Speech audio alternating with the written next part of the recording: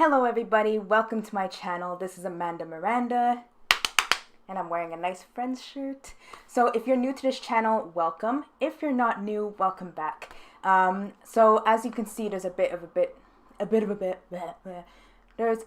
difference. I got a new camera, so hopefully this looks fine. The lighting is from the window, so I look extremely pale, like a vampire. So recently I've been in the mood to discuss Jordan Peterson and his daughter Michaela Peterson, and because I think they're two people that need serious help. I don't know what's going on. So my brother drove me home, and I was like on the verge of having a panic attack for no reason, right? It was just like my heart rate was increasing. I was trying to find my keys, and I turned around to look at my brother in the car, and his head was a kind of a demon. I know how this sounds, but he had like a demon head for about a second and a half. So you ate soy and started tripping? Yeah, 2 days later. We had some apple cider that had sulfites in it, and that was really not good. Like, I was done for a month. That was the first time I talked to Sam Harris. You were done for a month? Oh, yeah. It took me out for a month. It was awful. Apple cider? Like, what was it doing? Sulfites in it. What was it doing to you? Oh, it produced an overwhelming sense of impending doom. I didn't sleep that month. I didn't sleep for 25 days. While there is nothing wrong with sharing your journey of eating red meat, salt, and water, there is one major issue I have.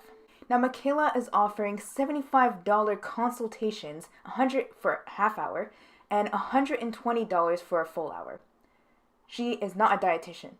Now, while she has every right to do what she pleases, I just find this is pretty unethical for someone that has no education, no real education on the subject. Now, especially a diet that has experts concerned, since red meat has been proven in several studies to increase the risk of colorectal cancer, inflammation, type 2 diabetes, and cardiovascular disease. And hey, it sounds like the transition from a balanced diet to a carnivore one is relatively smooth. Michaela only had diarrhea for the first 6 weeks of the diet. No big deal. Speaking of being unhealthy, we are taking a peek at the newest Cosmo front cover, where Tess Holliday is in a green bikini, proudly showing off her morbidly obese body, and if you have a problem with that, you're a fat phobic. As writer for the Daily Dot, Alex Delby would like to say, "For every celebratory comment, there's a body shamer showing there is still a long way to go." So let's just dive right into this article.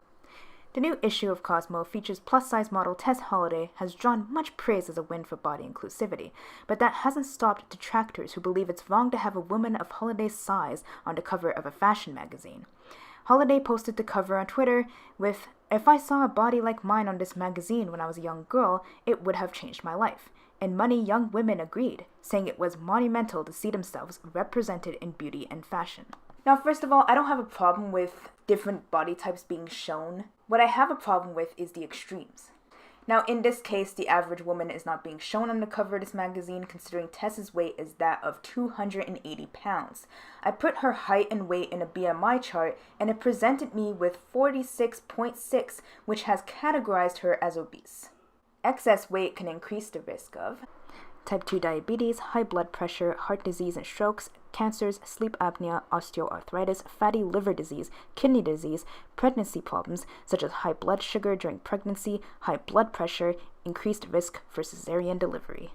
Nevertheless, Tess has no problem telling the haters to kiss her ass, which I can't imagine being such a pleasant experience. Haters like Piers Morgan that had the nerve to say something like, "As Britain battles an ever-worsening obesity crisis, this is the new cover of Cosmo. Apparently, we're supposed to view it as a huge step forward for body positivity. What a load of old baloney. This cover is just as dangerous and misguided as celebrating size 0 models." How dare he make a good point? We interrupt this program to give you breaking news. The Guardian wants to warn us about unhealthy lifestyles that put us at risk of death, and at the same time want to fight fat phobia.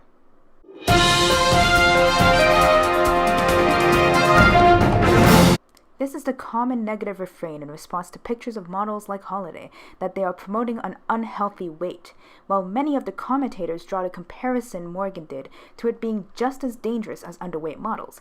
There is not the same level of public outcry when too thin models are featured. Untrue. There has been a huge public outcry discussing the dangers of anorexia and using anorexic models. 6 countries have taken steps to stop using anorexic models in their catwalk shows. And plus-size models are now embracing the runway.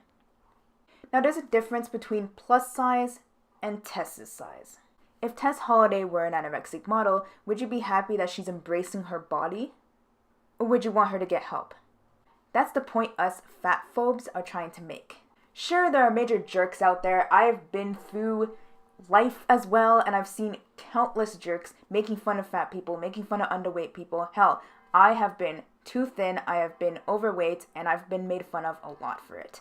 They're gonna make fun of your height, your weight, your nose. So I can't stand it when I'm lumped into the same category as these type of idiots, just because I'm not shying away from the reality. Now the biggest question I get asked, why do you care? It's none of your business. Now if she was just an average person walking down the street, it's none of my business. When she's on the cover of a magazine and being outspoken about how obesity is okay, that's when I feel I need to step in. Now do I have the right to slap a cigarette out of someone's face? No. Now, if they're on national television telling everyone how good cigarette smoking is, when we all know the dangers of it, that's when it's my business. So with that, let's look at 2 opinion pieces that were in the article. Having a photo taken of a fat person does not glorify obesity. Fat people shouldn't hide from the public. So there is absolutely nothing wrong with them having pictures taken. I have no problem with that. Even if they're models, I don't give a crap. When the person behind the picture is an advocate for obesity, an advocate for an unhealthy body type, then you ruffle my feathers. When you see a photo of a fat person on a magazine, you do not need to feel like you are being forced to eat like them, act like them, or look like them. Yes, I'm sure those girls from the 90s that wanted to look just like their thin, anorexic models were just making excuses, right? I love how all the comments are about her health and how we shouldn't be promoting obesity. Like, you don't know if she's working on becoming healthier like the models with anorexia, but you guys don't seem to be cared about that, to care about that.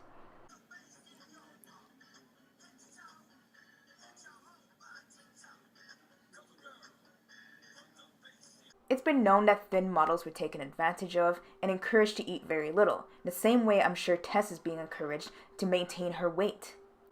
You know what? If you want to eat all red meat and nothing else, and if you want to eat an entire cake with your picture on it, go ahead and do it. I guess I'm a bit judgmental, but the minute you start advocating that this is okay and taking money from people, that's when I have an issue with it. But before you pick up that fork, don't forget to leave me a like, comment down below, and subscribe to my channel for more videos.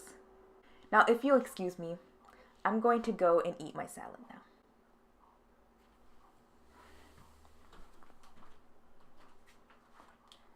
I'm totally kidding. I'm gonna have a huge hamburger.